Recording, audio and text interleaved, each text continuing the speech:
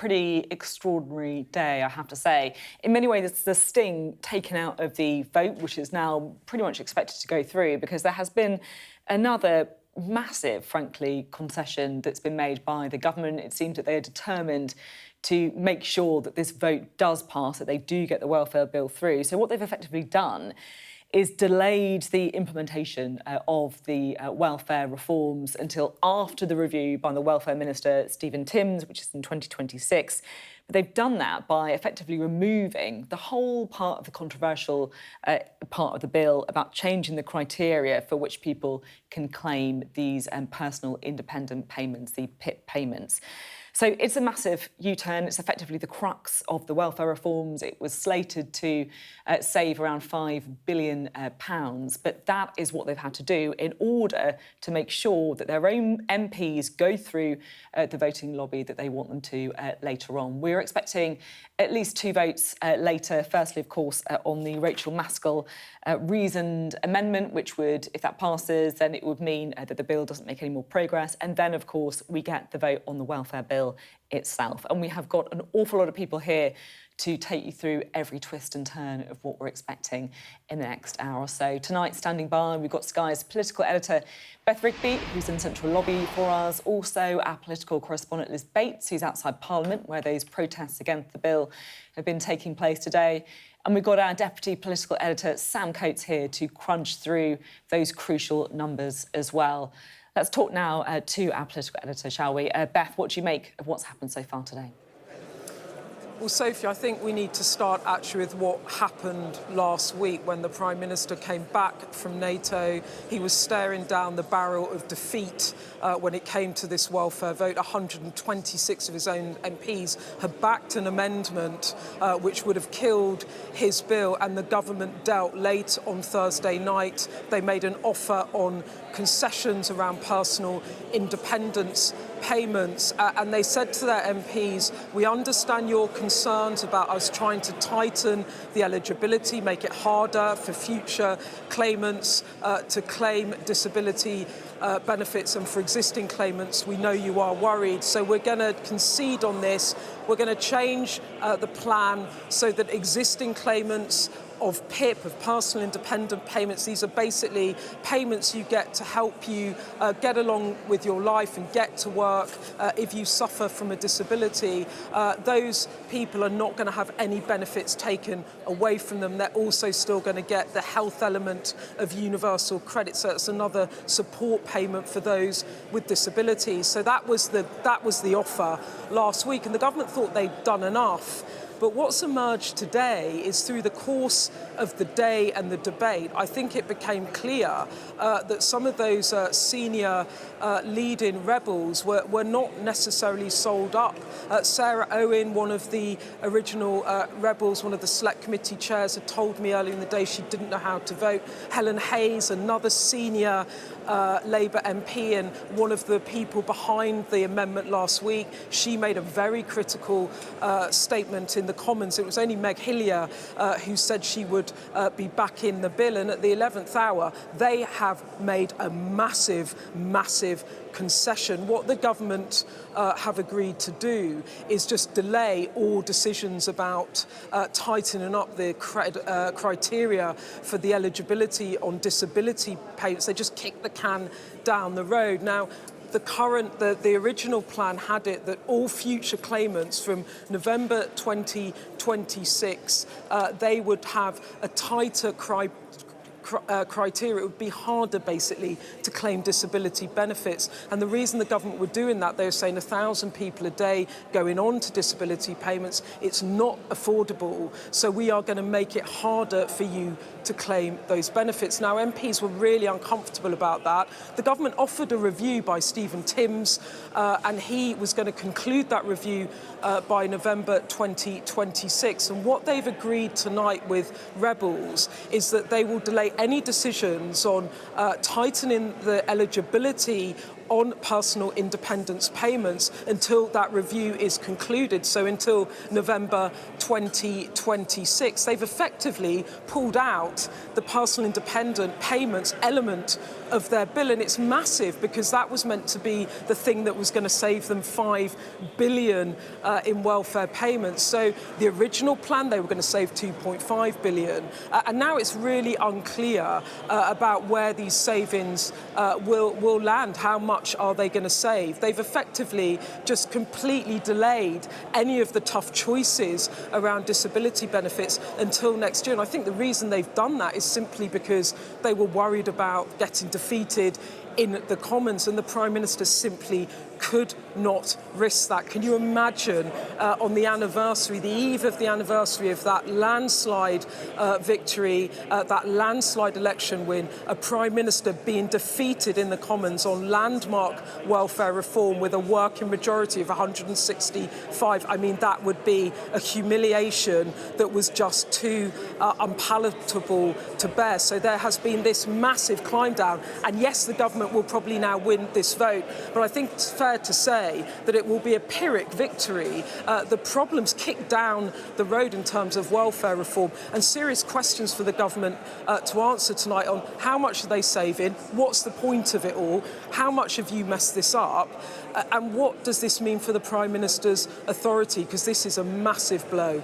Yeah, and Beth, I just want to pick up on that last point you make about the Prime Minister's authority, because as you say, it is effectively the anniversary of Keir Starmer's election win. They've spent the last year telling us that these difficult decisions on welfare, on winter fuel, have been necessary to effectively put us back on a firm financial footing. And now they've had to U-turn on both of these key things. Where does it leave the Prime Minister's authority? Well, you know, Sophie, I went back to what he said on the steps of Downing Street actually earlier today, because I was thinking about how do we frame this first year in power for Keir Starmer. And he very clearly said and repeatedly said through the election campaign and at the beginning of his leadership, it was country first, party second. And I think what we've seen over the past few days is that this is a Prime Minister pinned back now by his party. He wants to make decisions he thinks are in the interests of the country and the public finances. He wants to reform welfare, but he has not taken his party with him, and his party are in open revolt. And yes, he will probably win the vote today, but this is a humiliation. Of course, it's a massive humiliation. I think there will be questions in number 10 about what the lessons to be learnt from this is. I think one of the problems, and Sam can go into this in more detail, is that the whole way this welfare reform was framed earlier in the year it was about Rachel Reeves, the Chancellor, needing to find billions of savings before the spring statement in order to meet her own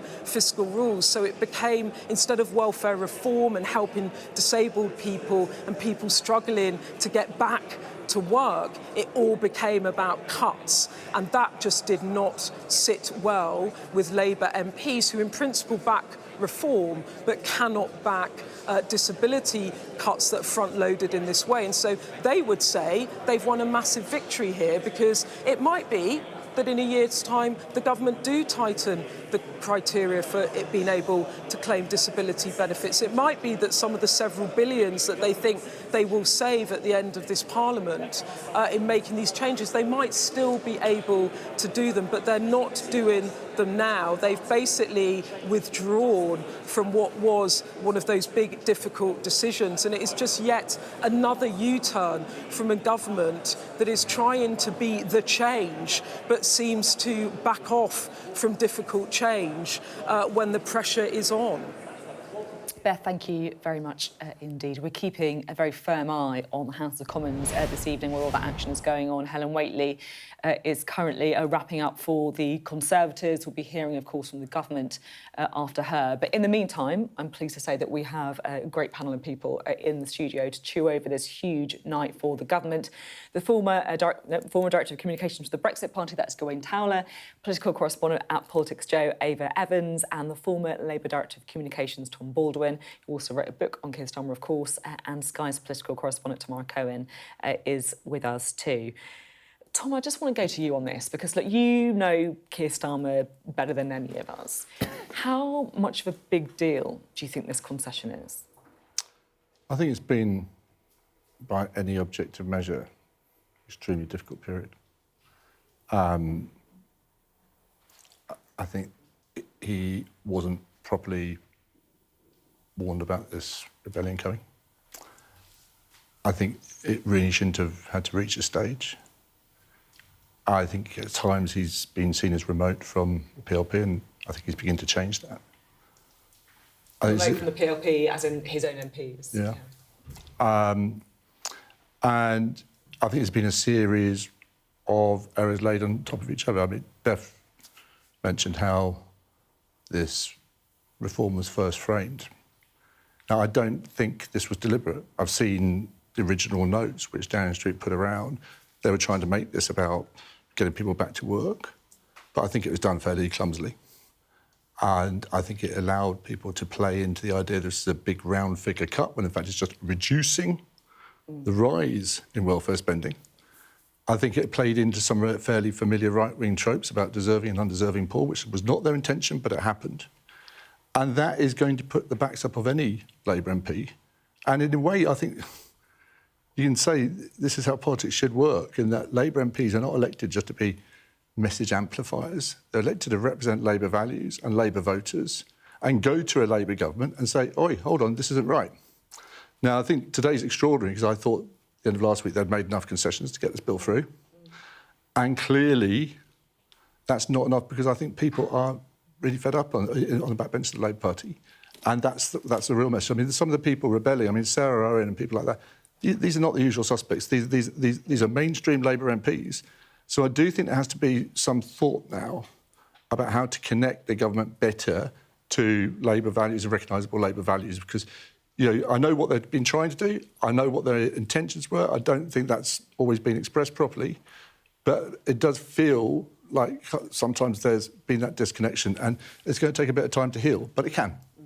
I mean, just Ava, just on this disconnection, is that something that you're sort of picking up in your own conversations with people from the Labour Party? Yeah, and Tom's absolutely right there to talk about how these aren't the usual quote-unquote suspects. I mean, you would expect your sort of Nadia Whittams, your, you know, that sort of the Socialist Campaign Group wing of the party to rebel against the bill that was put down for its second reading today, but you wouldn't expect your Vicky Foxcrofts, who was the first government whip to resign, well, the only government whip to resign over the legislation. I mean, she has rarely voted against the government. I think in the last, since Labour took office in 2024, I think it's only been twice that she's voted against them. So it's rather extraordinary. And I think at that point, if Starmer had sat back and actually listened to his backbenchers, then perhaps this would have been different. But of course, the line that Downing Street will give you is he wasn't able to because he was off travelling the world sorting out foreign policy. And Gawain, I guess, you know, Reform are going to be the beneficiaries that people see these kind of splits. I think that, yet again, the government has shot itself in the foot.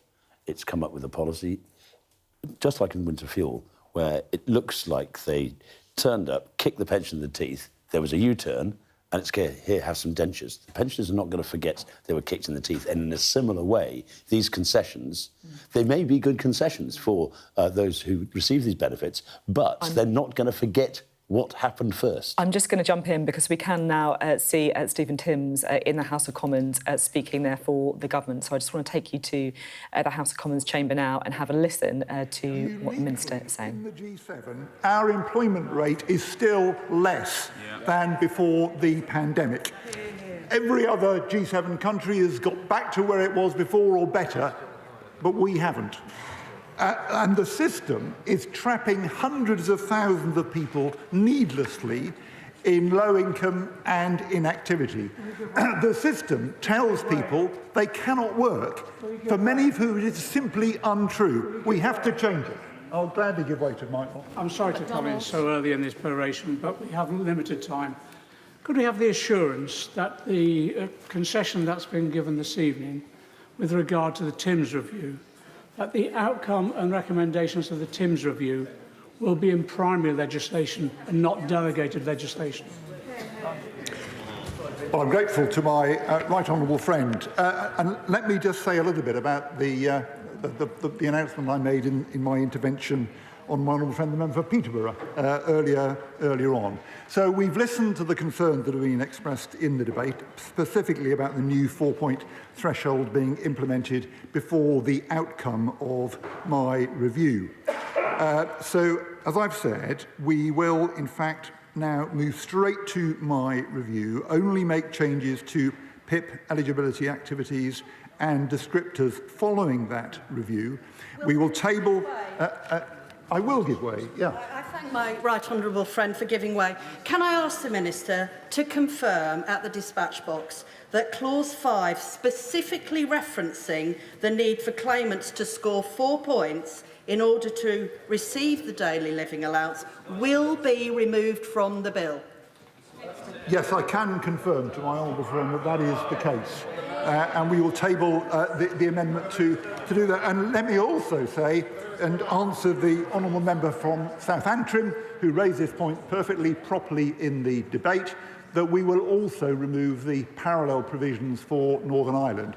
Now, he suggested that would mean removing clause 6. It doesn't mean that, because there's a lot of other things in Schedule 2, which is referenced in clause 6. It's section 4 of Schedule 2, which addresses the points that we're dealing with.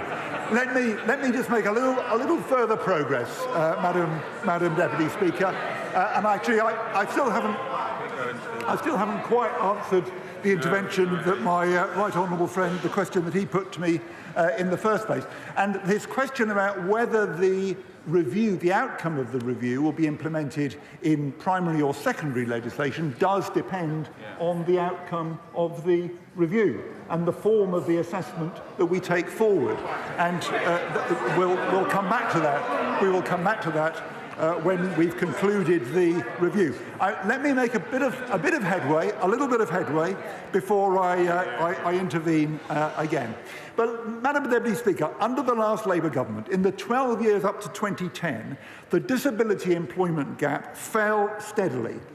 In 2010, as soon as the Tories and the Lib Dems took over and scrapped the New Deal, it stopped falling and has barely shifted since. What this bill opens up is the chance once again for proper support into work for people out of work on health and disability grounds. We will provide that again, recognising that with, for example, far more mental health problems amongst young people, the needs post-pandemic will be different from the past. I listened with great interest to the powerful speech that my honourable friend, the member for Stockbridge and Penistone made, calling for a target for the disability employment gap. I think she makes a strong argument, and that's the kind of approach that we need to develop as we bring forward our plans for employment support. So the bill opens that, I won't give away at the moment, the bill opens that possibility up. It deals with work disincentives inserted by the previous government into universal credit. The current system forces people to aspire to be classified as sick in order to qualify for a higher payment, and once so classified, it abandons them. We've got to change it. I'll give way to the honourable gentleman. I'm very grateful to the Minister for giving way, and the House knows that he is not only an honourable man, but he has spent the largest proportion of his parliamentary career looking at these issues. He must surely understand, however, that the confusion which has been expressed in this place is now being felt and expressed in the country at large. I have never seen a bill butchered and filleted by their own sponsoring ministers in such a cack-handed way. Nobody can understand the purpose of this bill now. In the interests of fairness, simplicity and natural justice, is it not best to withdraw it, redraft it and start again? No, Madam Deputy Speaker. And let me tell him one of the things that the bill does. Part of the problem is it is very hard to bring up a family on the standard allowance of universal credit. The Tories reduced the headline rate of benefit to the lowest real terms rate for 40 years. Families have to rely on food banks. People aim to be classified as sick for the extra benefit. The system should not force people into that position. It needs to be fixed, and the bill makes very important changes in that direction. Let me give way to the Honourable. Thank the Minister. I had to come here today with the intention of voting against the government on this bill. I have to say that when it comes down to the removal of Clause 4, which everyone at home I'm sure will be delighted to know, so Clause 5, which I'm sure everyone at home will be delighted to know completely withdraws PIP from the scope of this bill and consequently there's nothing to vote on. But could the Minister give me some comfort by confirming whether or not the Timms review is going to be taking place within a spending envelope? Minister. What I can assure him is that the review is not intended to save money. That is not the purpose of the review. The review is to get the assessment right and to make sure we've got an assessment which will for the future. I need to make a little more progress, because as a number of members have highlighted in the debate, my honourable friend the member for Clwyd North, my honourable friend the member for Southampton Itchin, a key step in this bill is the first ever permanent real terms increase in the standard allowance of universal credit. Actually, it's the first permanent real terms increase in the headline rate of benefit for decades. And the Tory party, of course, is against it. They froze benefits time and again. They created these work disincentives and mass dependence on food banks, which this government is determined now to address. And we are, of course, concerned as well that the future cost increases of personal independence payment should be sustainable. And let me just look back on the record of that.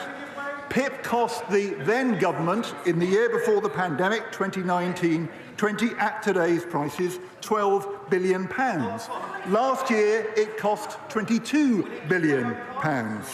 And we want the system to be sustainable for the future, and that is extremely important because many people with large costs arising from ill health or disability do depend on PIP.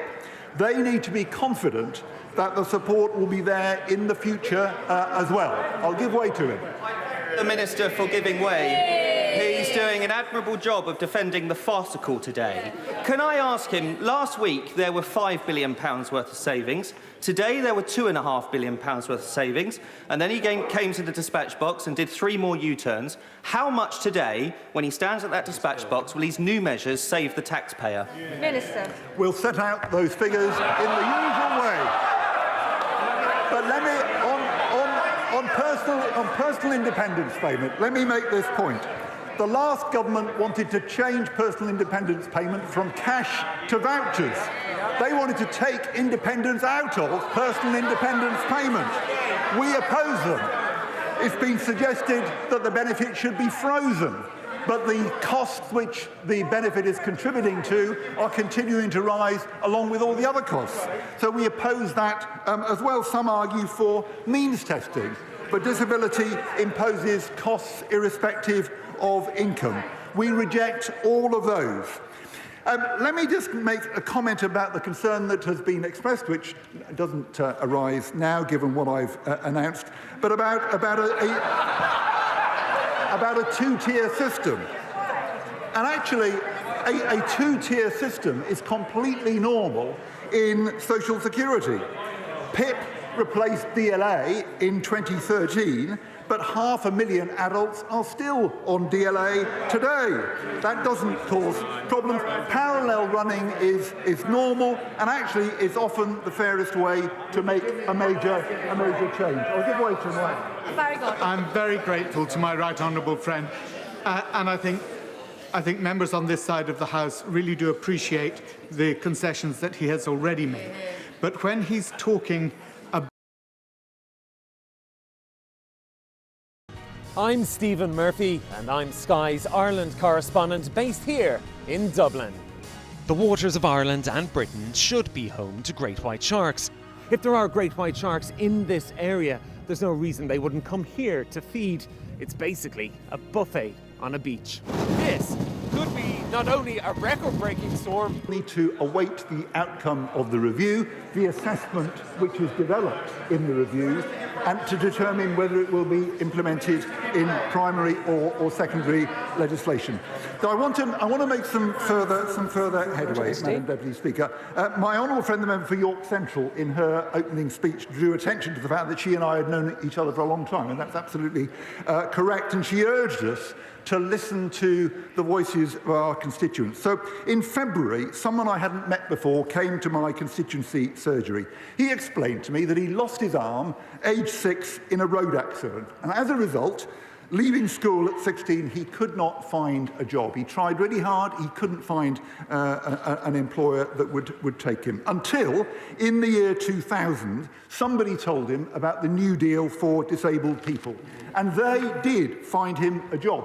He then worked for 23 years without a break, a whole series of different jobs. He brought up his children, he paid his taxes, until in October 2023, he was in an unsatisfactory 0-hours job, and he left it.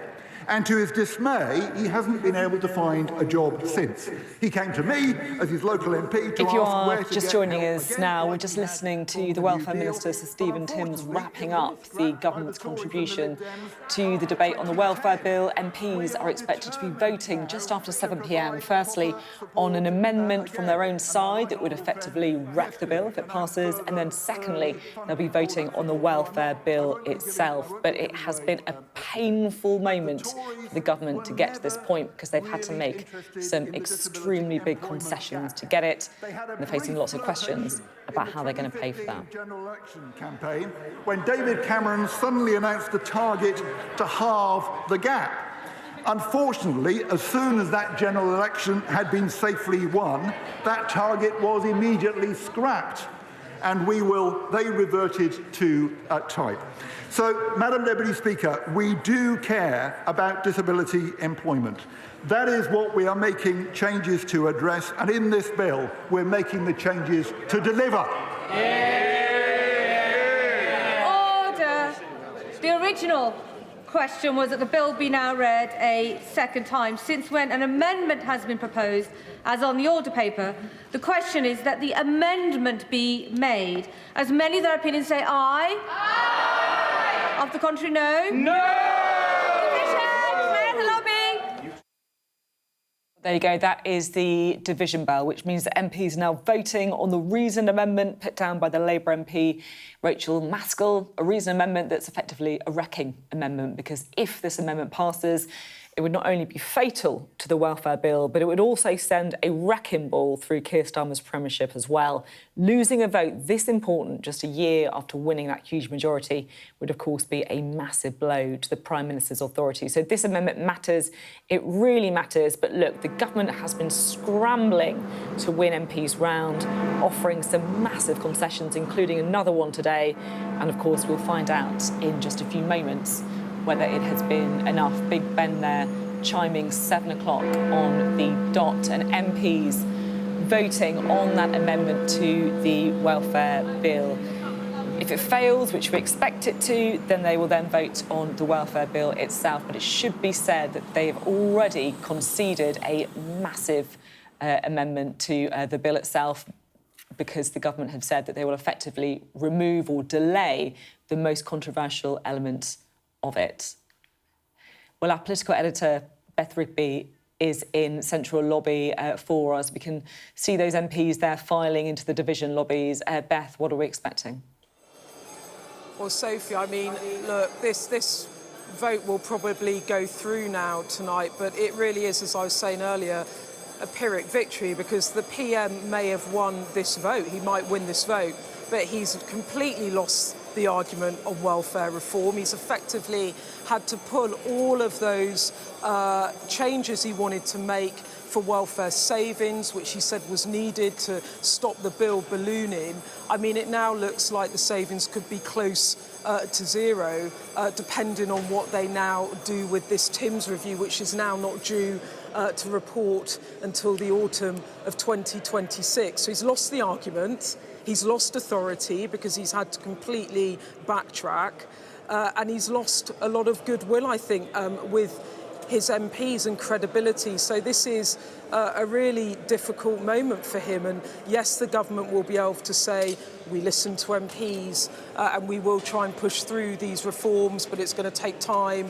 And we are going to get Stephen Timms to do that review and work with MPs. But for now, I mean, they've basically had to backtrack on it all. And look, there's a serious issue here because these reforms were meant to save £4.8 billion from the welfare bill by 2029 to 30. It now looks like it could save close to zero. We've got to see what they might do, bring forward, not in this budget, but the next budget. And I bumped into a very senior government figure going into the Commons, and I said, what are you going to do about what looks now like a black hole in the public finances going into the budget in the autumn?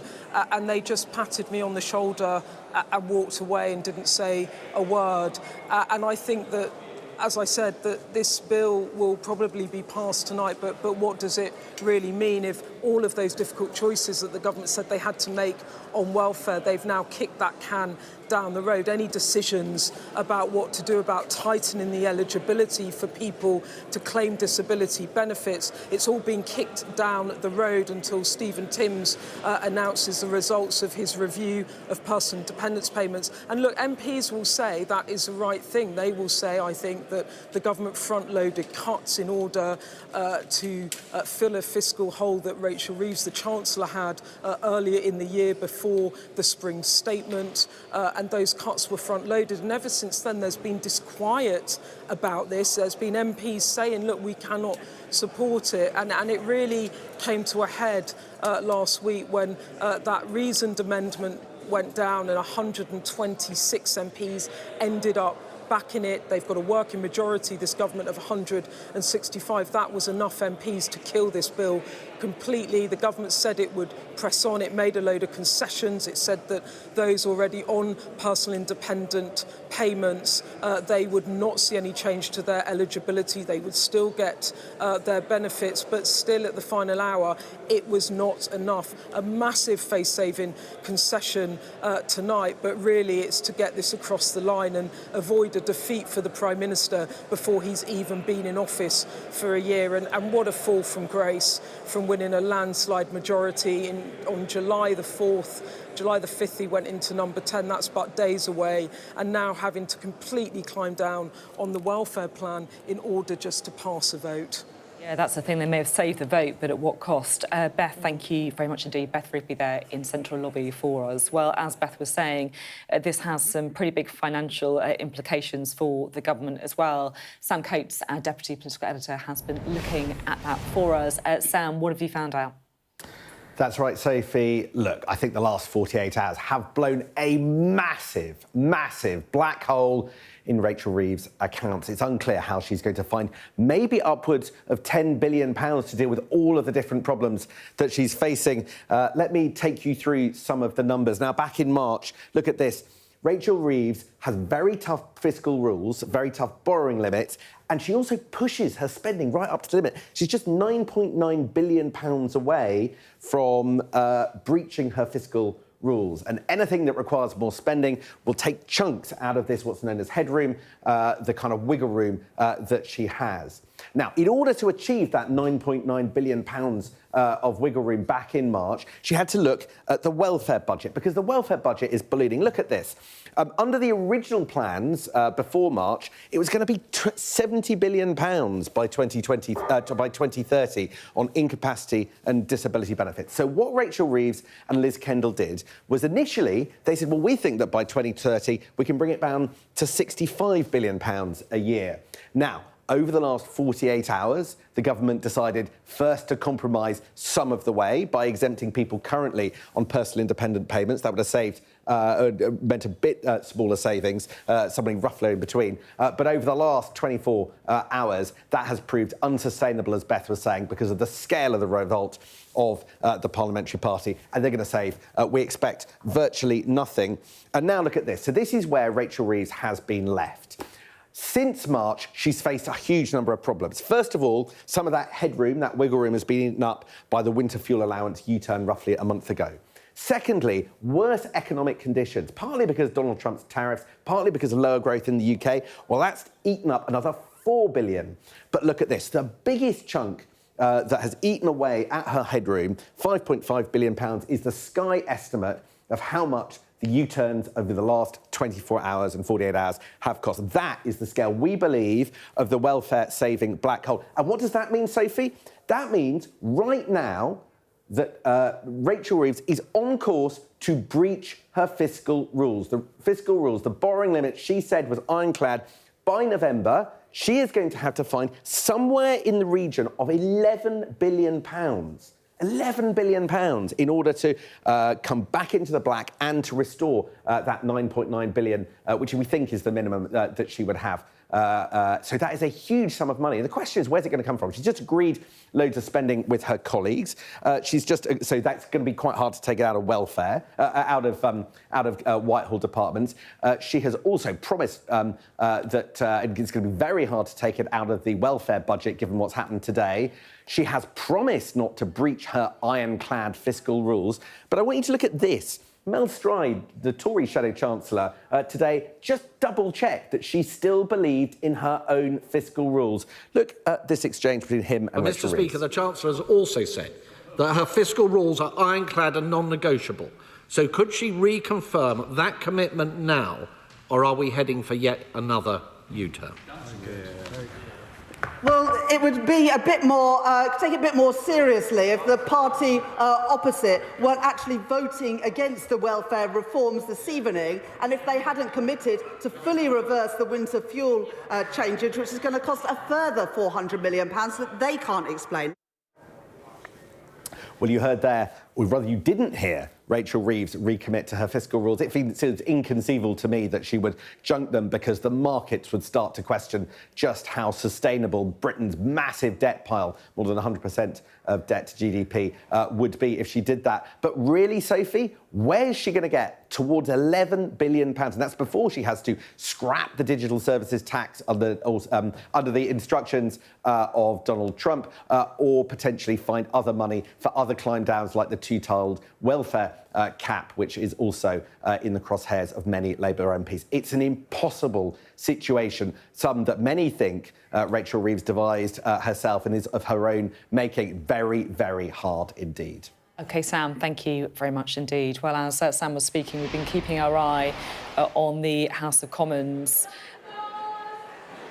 It's been filling up with MPs who've been voting on the amendment put forward by Rachel Maskell. We spotted Keir Starmer, by the way, seemed quite relaxed, quite smiley. David Lammy as well, the Foreign Secretary, who's made it back from Turkey in order to vote. We're going to whiz you straight back there as soon as we get any movement. But in the meantime, we can bring in our political correspondent, Tamara Cohen. Tamara, you've been following this for a long time. At what point did you think things started to look shaky? So I've been hearing from some people in government, including ministers, that there was a rebellion brewing. But the government's message was, this is difficult, but we will get it through. So many people said to me, in the end, although backbenchers feel strongly about this, we'll be able to make them understand the importance of it. It was on Monday night last week that I got wind that there was a reasoned amendment coming, and that it was coming from sort of mainstream MPs, not people on the left of the party who don't like a lot of what the government's doing. And that was going to effectively kill off these reforms. And it was as Liz Kendall was in a room addressing the weekly meeting of Labour MPs. She thought it was going quite well. It was pointed out to me by some of her allies that there was only a couple of questions about the welfare reforms. Behind the scenes, they were putting together an attempt to kill off the bill, and the government didn't see it coming. And that's really the message of this. They didn't. The whips had been telling them there is anger about this, but they hadn't really taken it seriously. So that's when it all started to unravel. And now we've had an extraordinary series of events where Liz Kendall, the Welfare Secretary, has given in on so much of it. First of all, existing claimants get to keep their benefits. That was half the savings gone. They thought that would definitely do it. And then with just an hour to go before the vote, as it appears the government thought they were staring down the barrel of defeat, they now announced that the bill, the Universal Credit and Personal Independence Payment Bill, will include nothing about personal independence payments, that is all being kicked down the road for another 2 years because a lot of MPs simply don't want to support what had been put forward. And so it's a tale of the government not seeing the changes they had put forward could not stand, and also big questions about are backbenchers now deciding government policy, and will they do this again if there's something they don't want to see? I think there's plenty of blame to be shared all around. There are people saying that Rachel Reeves forced these changes to come quicker because she wanted to meet an arbitrary timetable for her spending review, and that's where this went wrong. So there's plenty of blame to be shared all around. It really is, as you said, an extraordinary situation for the government to be finding itself in on the anniversary of its election win. You can see there the tellers. I think we're close to the result. This, remember, is for that amendment, the reason amendment put down by the Labour MP, Rachel Maskell. The ayes to the right, 149. The noes to the left, 328.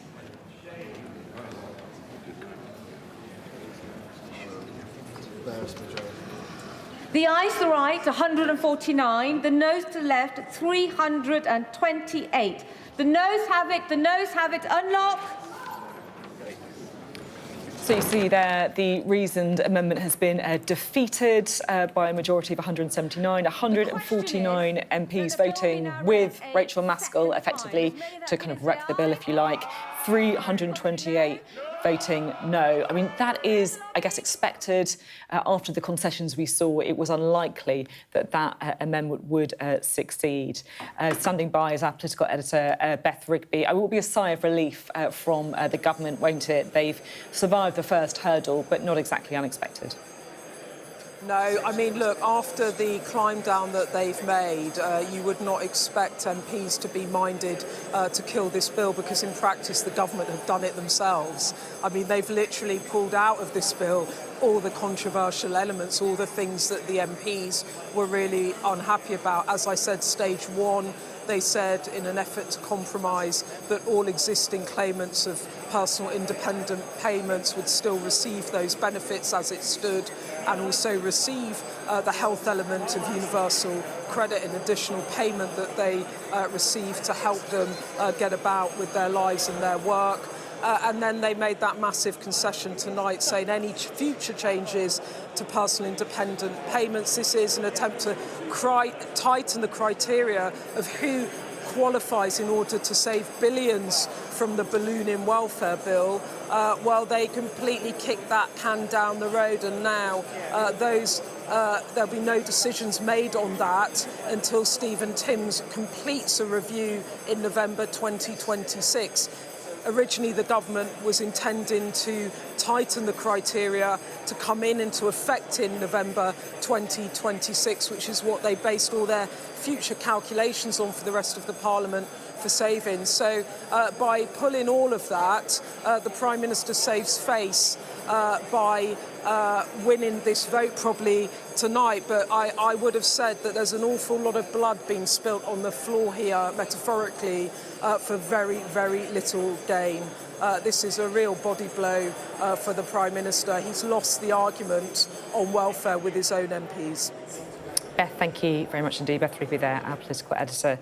As Beth was saying, they have survived the First Amendment. MPs are currently voting on the second reading of the welfare bill. They're currently voting in the division lobbies, and it is expected now that the government will pass this legislation through. But the big question is, at what cost? Because they have made some massive concessions and really blown a massive hole in Rachel Reeves' spending plans as well. Well, protesters have been gathering outside Parliament all day who want to voice their upset with the welfare bill. Our political correspondent Liz Bates is there at the protest. Liz, what have you been finding? Well, I mean, first of all, I'm sure you can hear the disability campaigners here because they've been making a lot of noise. They've been here all day long. It's been very hot out here and they've been waiting for this vote this evening. Just before the MPs went into the division lobbies, I was speaking to people here and just about the latest concession from the government. They said what a lot of the MPs have been saying, which is, first of all, they don't really understand now what MPs are expected to vote on, and they think that the entire legislation should be pulled. They also feel pretty betrayed, I think, by this Labour government. They're supportive of the rebel MPs. They're disappointed that many of them have caved into the government. And, of course, the thing to remember is these are the people, in the end, that are on the front line of these cuts. And what they are saying loud and clear, and you can hear them loud and clear tonight, is that they feel their voices have not been represented whilst this legislation is being put together. They think that the Timms review is kicking the can down the road. They're not impressed that the 4 points have been taken out of the legislation, and this might all, because they think it might come back again. They think a lot of what has been going on today is a distraction. They want to see the whole thing scrapped. They want to see it started again. I should also say, I have been speaking to MPs as well across the road in the House of Commons. There are many rebels that feel pretty pleased tonight because they've given the government a bloody nose time and time again. Many Labour MPs in the centre are hugely disillusioned with the process, with the way that the government has run this and the mess that they've got themselves into. Most of them do not know what the point of these votes are tonight. So echoing what many of the campaigners are saying, they will be keeping an eye on the other votes. I think it's fair to say they're disappointed and they are willing to keep fighting on this very important issue to them. Liz, thank you very much indeed. Liz Bates there on the protests taking place outside Parliament tonight. Right, let's bring in our panel again, shall we? We've got Gawain Towler, the Director of Communications for the Brexit Party. Don't want to lie to you there. Political correspondent at Politics Joe, that is Ava Evans, and the former Labour Director of Communications, biographer of Keir Starmer, Tom Baldwin as well. Plus, of course, Tamara Cohen, our benefits welfare bill expert, I think I should say, here at Sky News. Tom, I just want to ask you a bit of a wider question about Keir Starmer's authority, a year into his premiership. How much of this, we've seen a big U-turn, concession, whichever way you want to put it, on welfare tonight. We've also seen the U-turn on winter fuel. How much of this should be laid at the Prime Minister's door? I think what the Prime Minister has been trying to do, I think actually for more than a month now since the Runcorn by-election, is recalibrate the way his government is going. I think for a long period in the first year in Downing Street, he was playing into this sort of media narrative that was all about reform and chasing after reform and trying to occupy that sort of same territory. And like the Hartlepool by-election defeat 4 years previously, that was a big turning point for his leadership. And I think he sees this, it's not, you never get a single big moment with Keir Starmer. It's always very iterative. But step by step, I think he's been trying to reposition Labour and this government and speak back to those Labour values and speak to those Labour voters and MPs who felt perhaps that they'd lost sight of some of those values by which they were elected for. So, the changes on winter fuel, that was part of it. I think also the language has changed. It's now much more about the long term, the investment for the future. From spending review is very much about that Labour choices, not because we have to do it. The exception was the immigration speech, which I think was why he was so keen to show that and make it clear that he didn't like that language and wanted to sort of to express his regret about that. And I think actually on disability benefits too, that you can sort of fetishise toughness and sort of say, we're going to take on the rebels, or you can say, well, maybe they've got a point. Maybe they're right. Maybe we shouldn't be doing this. Maybe we should be doing this a different way. Now, there is a cost, as Sam Coates has been saying. They will have to find some money somewhere else, or they'll have to change the fiscal rules or do something about the OBR. But it is important to remember, reform can go, we'd do welfare cuts too, we'd do bigger welfare. They won't say what? You can't say what. Honestly, given that we've got our 5 MPs and you've got a massive majority, you've got a government that I think right now the country is almost ungovernable. But what would you cut? What would you cut? No, I'm sorry, we're talking about what's happening today, not what might happen in 4 years' time. But you can criticise... No, Tom, forget it. This is what's happening. It's happening now. This government is the country is becoming ungovernable. And this rebellion and the concessions that have just been made mean that the next time, as was mentioned by by Beth. The next time something problematic, something hard, we've now got a government by U-turn, and frankly, it's more like you bend than you turn. It has gone. The authority's not there. Anything problematic, but you're still going to be in power for 4 years. 4 years of this spinning. Nobody knows where we're going. Let me come. You bend, you turn. It's a funny joke. But you haven't got policies. You're in government. You're claiming that. You can keep shouting. You can keep shouting. But you can keep shouting. You can let me say something. Okay? We stopped. Good. You can make jokes. Yeah. Or you can be serious about taking decisions for government. Now, quite clearly, this government has made a mistake in the way it was going to cut the benefits bill, and it's going to find the money from somewhere else. But shouting from the sidelines like you were just doing, making jokes about you, Benz, that's not serious because you're not a serious party. I'm not sure that argument carries, though, because the issue that you have is that the bill that's been presented today, Liz Kendall has been talking about the rise in universal credit payments that will be made by 2028-29. There's going to be an extra around £600 to £700 in people's pockets. However, when Labour were in opposition, they were arguing to give back the £20 uplift per week. So you could make the same argument there, that when Labour were in opposition, they were actually just shouting at the sidelines and didn't have any concrete policy, because what's been presented today is totally different to what they were saying in opposition. So it's absolutely right. They weren't talking about cuts in benefits in opposition. But they were. I think that's part of the problem. In that I don't think we've had a grown-up debate about tax spending for a long time. I think there's reasons for that, and I think part of the reason is, and it's genuine. The OBI have said this, that when they opened the books, it was worse than they thought. They had to find money from somewhere else. They've had to raise taxes. They've bitten that book. They've done it within their election pledges, or not raising income tax, VAT, or national insurance on working people. That is really difficult because you then, you top load national insurance on employers. So these are really difficult decisions. And I'm not saying the government's handled it very well.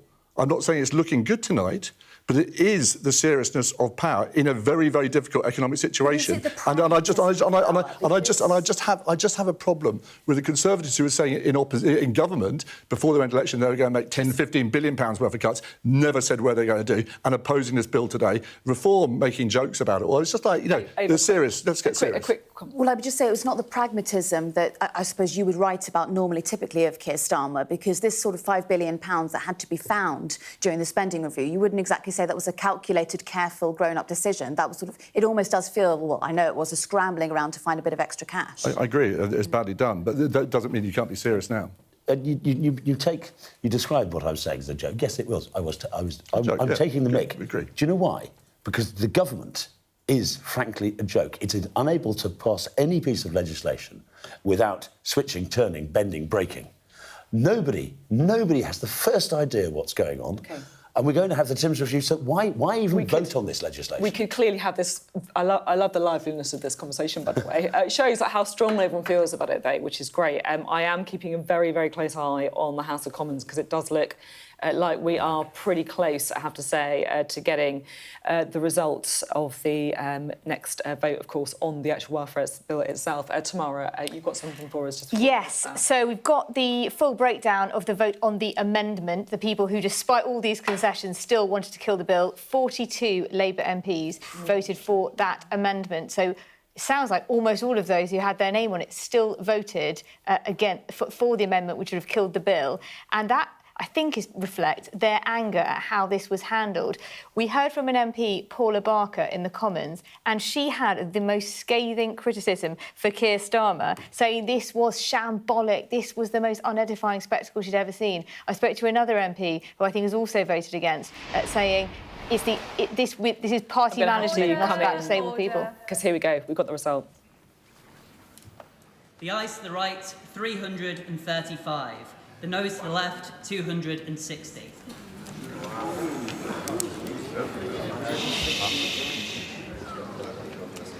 The ayes to the right, 335. The noes to the left, 260. So the ayes have it, unlocked.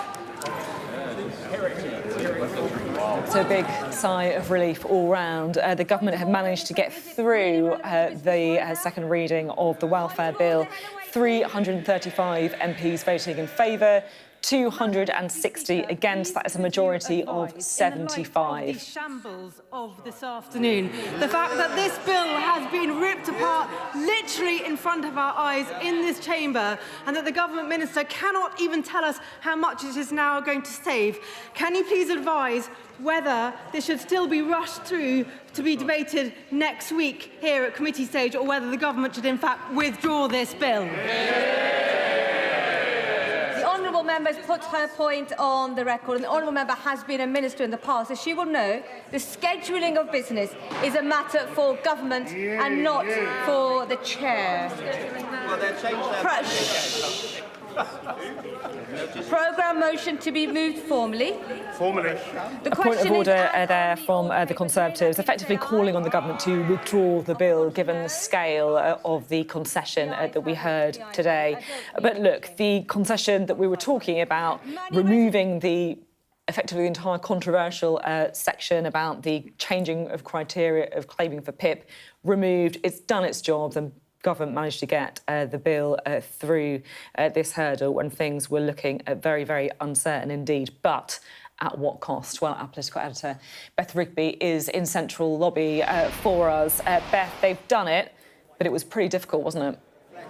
Yeah, look, they've done it, but they have done it at a bit of a cost here because, as I was saying earlier, they've effectively pulled from the bill for now some of the most controversial elements, all of the decisions that they took around personal independent payments, about tightening the criteria for eligibility for future claimants in order to, what they said, to tighten a ballooning welfare bill, 5 billion of savings earmarked, and now it's really unclear about whether they will make any at all. I think one thing to note, though, Sophie, in the coming hours is the Timms review, which is delayed, well, not delayed, but set for November 2026.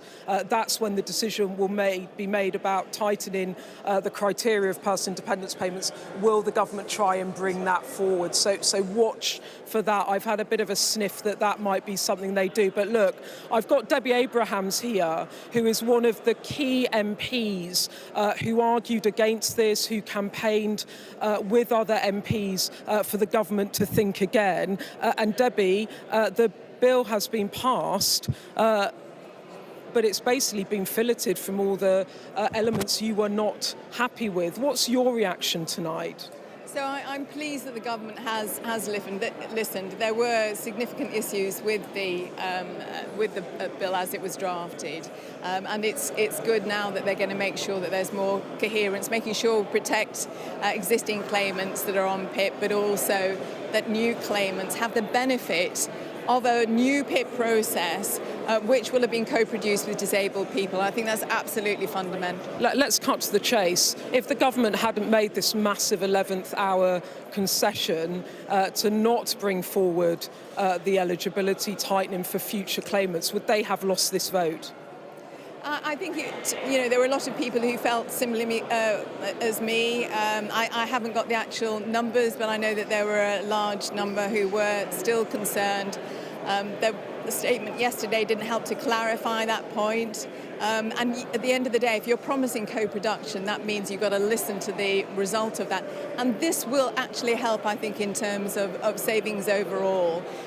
We need to make sure as well, we're not just looking at disabled people as the means for balancing the books. We've got to recognise that there will be savings, for example, if people have the treatments and the NHS treatments earlier on. And Debbie, is that really was this fatal from the start, in that it was about trying to save money, and that's kind of how it was presented to MPs? I mean, was it just a non-starter from the start, given that it was framed around making savings ahead of the spring statement? Is that really what's been going on here?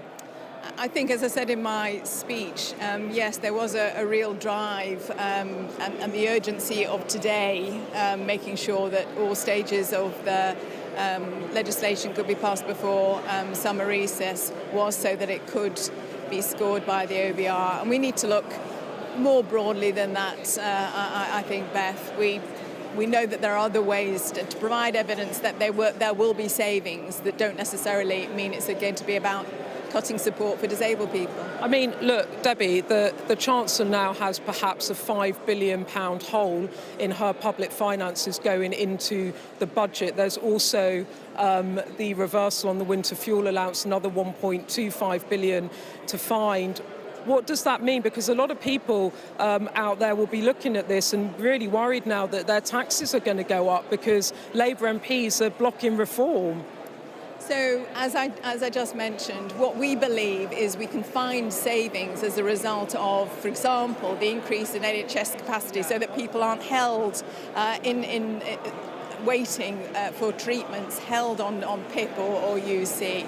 So, again, the number of cases then reduce and the amount of spending reduces as well.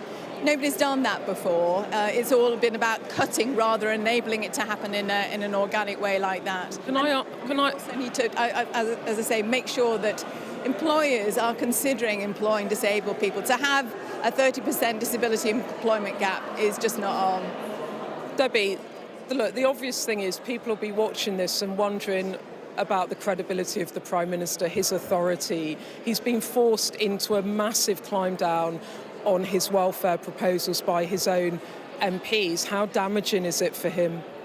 I would say it shows a strength. He's listening.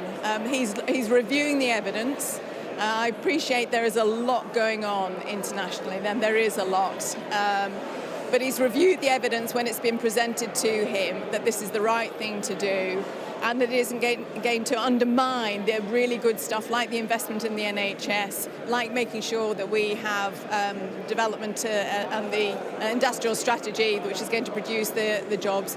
It needs to be better synced, and I think he's got that message. Just finally, do you think that Number 10 ignored you all for too long? Has that been part of the problem? I think there's been lots of learning in terms of how to make better policy, and central to that has to be the people that are going to be affected by those policies.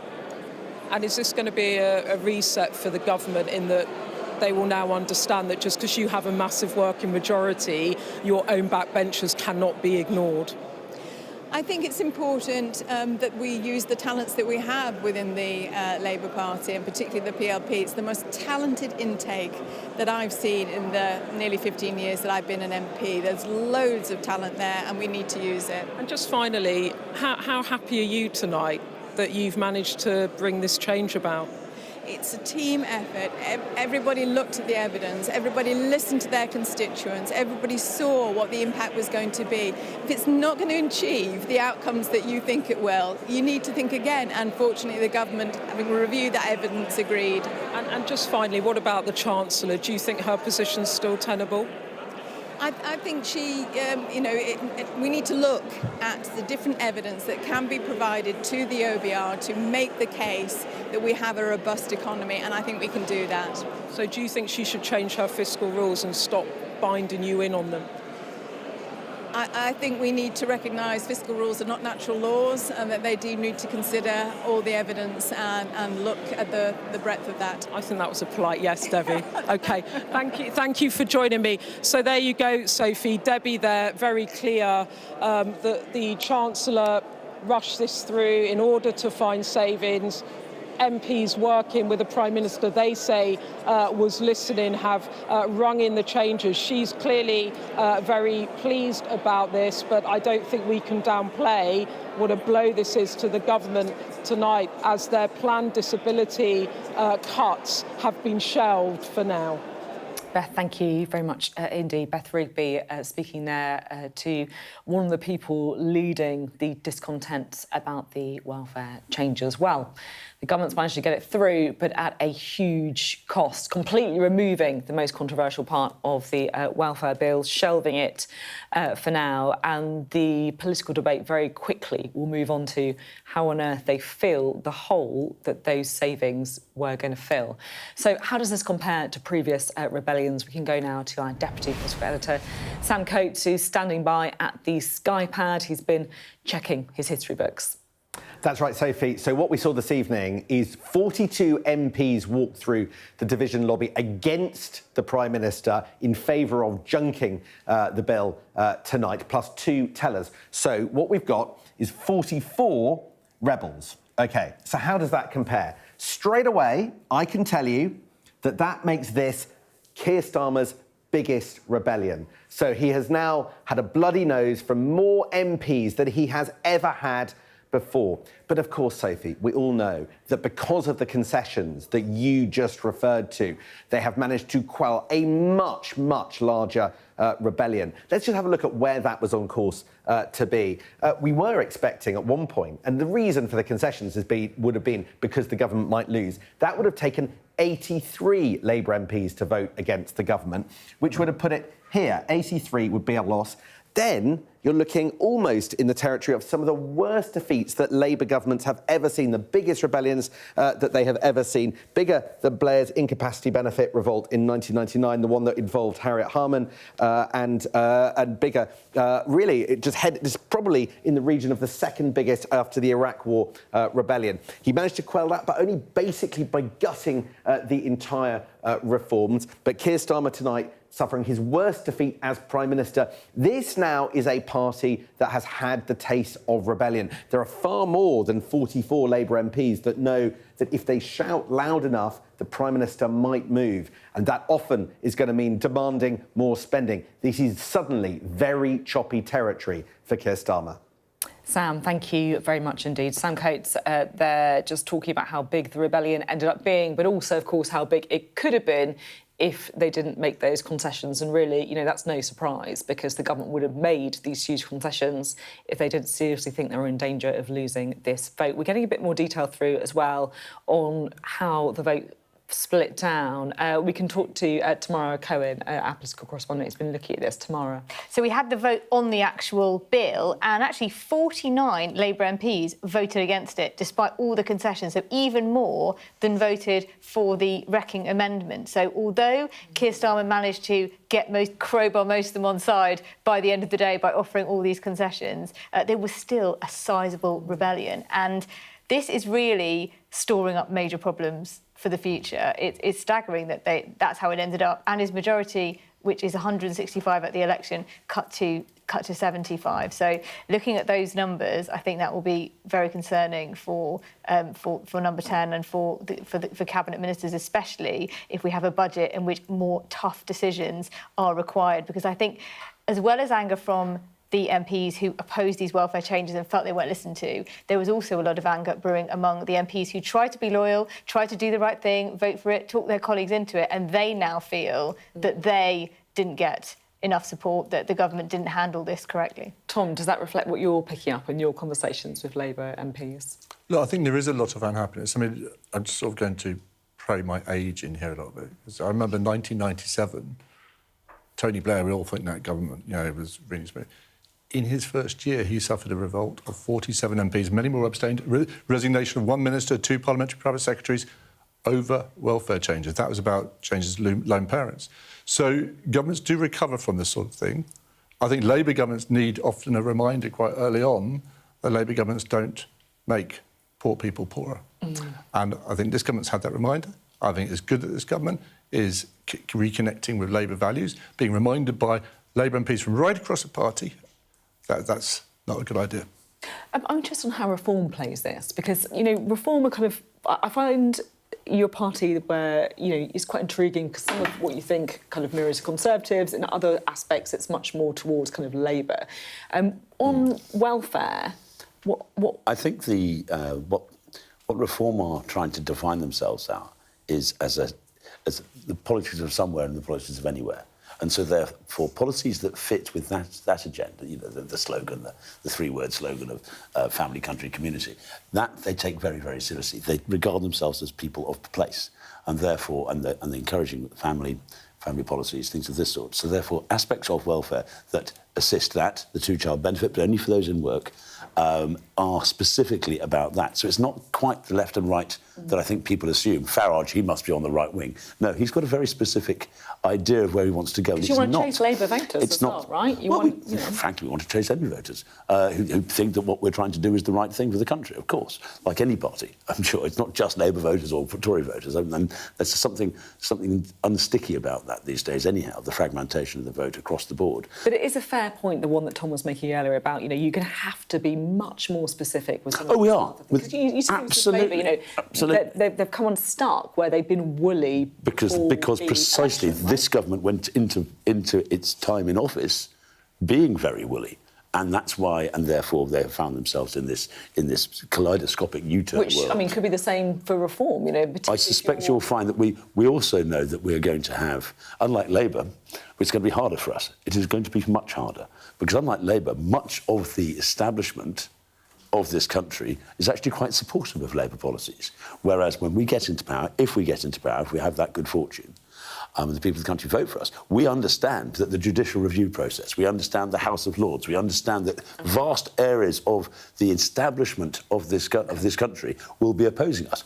We realise that. So what we have to focus on and what we are focusing on is that delivery. And Ava, where do you think Keir Starmer is left, you know, after today? Or do you want to pick up I'd love to pick up on that. So it's interesting. You go to many of these, the reform sort of the rallies that they were holding at the beginning of this year and the end of last year. You actually meet a lot of Corbynites, especially around the men that are there, because you've got a lot of young people who are essentially desperate for change. So this rhetoric or this narrative that Labour are trying to build, which is you don't have concrete policy, it doesn't really matter, because actually what a lot of these people are looking for is sizable change. And so, you know, you look at what Labour were doing with pushing this, the sort of reform want to privatise the NHS, right?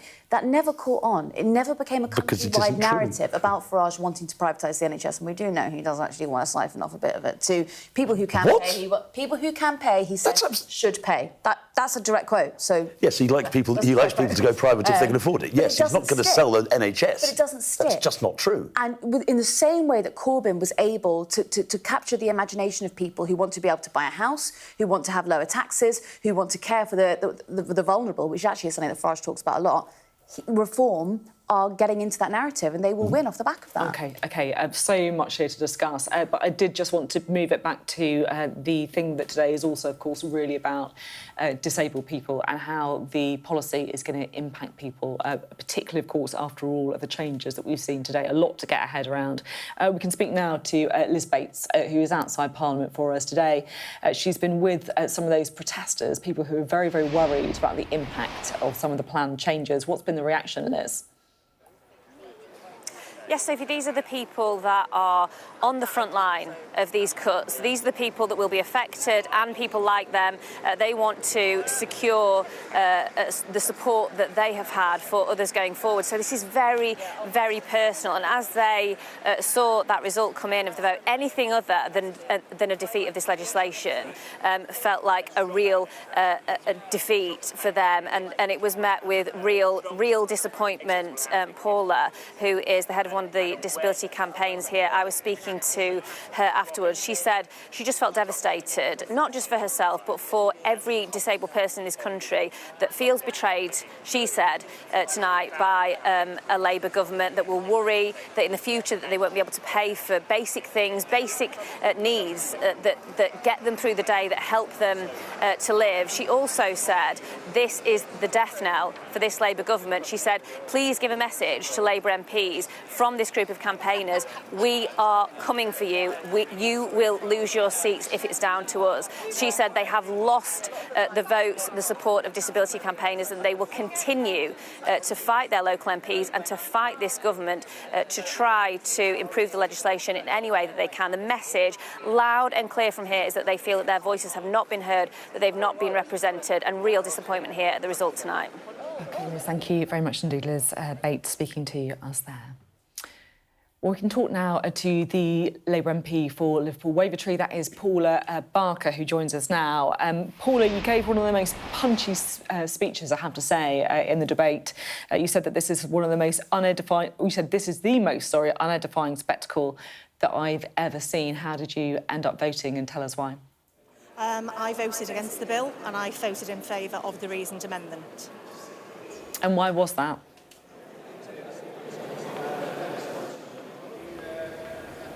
Why was that? I know it's really noisy where you are, probably. Sorry, I'm just having a little problems with my comms at the minute. Can you just repeat that, Sophie, please? Why did you vote the way you did?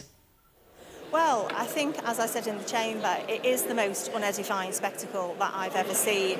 And the Minister, who I've got a lot of respect for, I might add, was literally making things up on the hoof. It was very, very clear, and Madam Deputy Speaker made it very clear, that what we were voting on today was the bill as it was substantively, as not amended. So I can't look my constituents in the eye and say that I have just took it on a wing and a prayer that these amendments will come to fruition. I just wasn't prepared to do that. And as I also said in the chamber, the fact that the government have not introduced the Hillsborough law when they said that it would be brought into law in April this year doesn't fill me with any confidence. Now, you've made your opposition to these reforms very clear for a long time. I saw you writing, for example, in the Big Issue a month ago, saying you opposed the changes. What does it say about how in touch with his own MPs the Prime Minister is? The fact that, you were making all these points so many weeks ago, and they're now even making changes right on the day itself in order to try and get the legislation over the line. I mean, I think the thing to say, Sophie, is, this is not about the Prime Minister. I think every Labour MP, including myself, absolutely supports our Prime Minister. We want this Labour government to succeed. We want Keir Starmer to succeed as our Prime Minister. But I think it does send a message that, obviously, we need to make policy decisions much earlier and more collaboratively, and we can never be put in this situation again. What would you say to people in Number 10 who might be thinking, look, you were elected a year ago on a manifesto that promised to get the economy back on a sound financial footing, and yet we're seeing Labour MPs unhappy with changes to universal credit, they're unhappy with savings to welfare. You've got to start making those difficult decisions at some point if you are going to make the necessary savings. I'm not opposed to making difficult decisions as long as we have all the facts and data to back those difficult decisions up. We haven't got the proper equality impact assessment from the further concessions that have been made. We actually don't know how many people will get into jobs. So what I want to do is I want my constituents to know that I take my responsibility in this House extremely seriously. And I want them to know that when I walk through the voting lobby, I'm doing so in the full knowledge of what I'm actually voting for. Paula, thank you very much indeed for coming on the programme and explaining your votes today. It's much appreciated. Paula Barker there, the Labour MP for Liverpool Wavertree.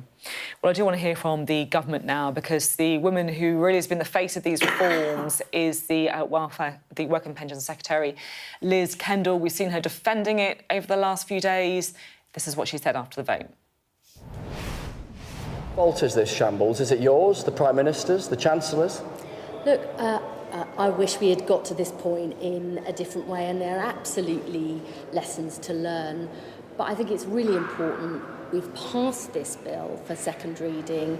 It puts in place some really important reforms to the welfare system, tackling work disincentives, making sure that people with severe conditions are no longer reassessed, and alongside our investment in employment support, this will help people get back to work, because that's the right future for them. Is your position really tenable, though? You've been repeatedly humiliated in the last week.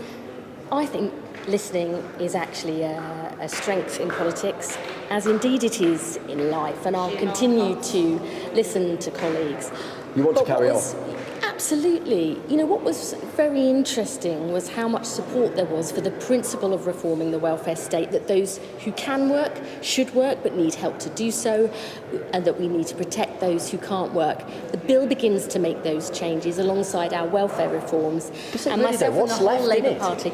Well, there's some really important changes to universal credit, raising the standard allowance for the first time above inflation since the 1970s. It's a really important change. Tackling the disincentive, to define yourself as incapable of work in order to be able to afford to live. We're also bringing forward a right to try, so people can have the confidence that they can try work without putting their benefits at risk. Those are really important changes. There's more to do, but I'm really pleased that this bill has got through its second reading. Isn't the simple truth that you've been making an argument that unless the welfare state was fundamentally reformed, it would be unsustainable in the future? And yet right now, you're not saving any money.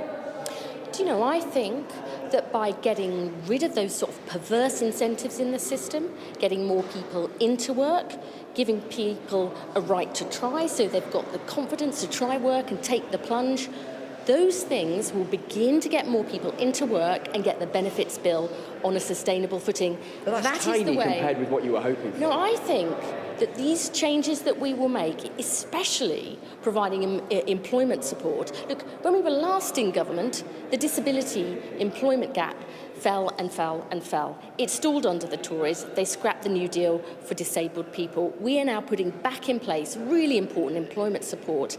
And that's really important because those who can work should work, but they often need help to do so. And that's what this Labour Party is for. Haven't you bluntly found out tonight that even with a whopping majority, the Labour Party is just not willing to fundamentally take on reforming the welfare state? You're tinkering around the edges. The things you really wanted to do are in a skip. They're dead. They're buried. Welfare reform is always difficult because it touches on the lives of millions of people. But we need to make changes because too many people have been written off, are left to a life on benefits when being in good work is so important, not just for their living standards, but for the sense of dignity and self-respect that good work brings. And because we know good work is so good for mental health, Labour's historic mission is to get more people into good work, and that is what we're starting to deliver. How would you describe the Prime Minister's authority tonight? I think people are 100% behind a Prime Minister who secured the first Labour government in 14 years. They know they were elected. They were elected on a mandate for change. There are definitely lessons to learn from this process. I certainly will do that, and I'm sure my colleagues will too. But we have agreed on the principles of reform here. We need to make changes to the system, and tonight's vote begins to make a start. A final thought then, what is the key lesson to learn? Because let's be frank, you've been in politics for a long time, I've reported on it for a long time. This has been an unedifying week for the government. Welfare reform is always really difficult, and perhaps especially for Labour governments. It's something we care passionately about. But I am absolutely clear that the public wants to make sure those who can work must work. They need support to do that. We need to protect people who can't work. We need to begin to get the benefits bill on a more sustainable footing so it lasts for generations to come. That's what the Labour Party stands for. It's been a bumpy time tonight, but we've passed second reading and we're going to go forward together. Secretary of State, thank you. Liz Kendall there, the Work and Pensions Secretary, reacting to the government managing, of course, to get the legislation through, but at a huge cost because of the concessions that were made tonight.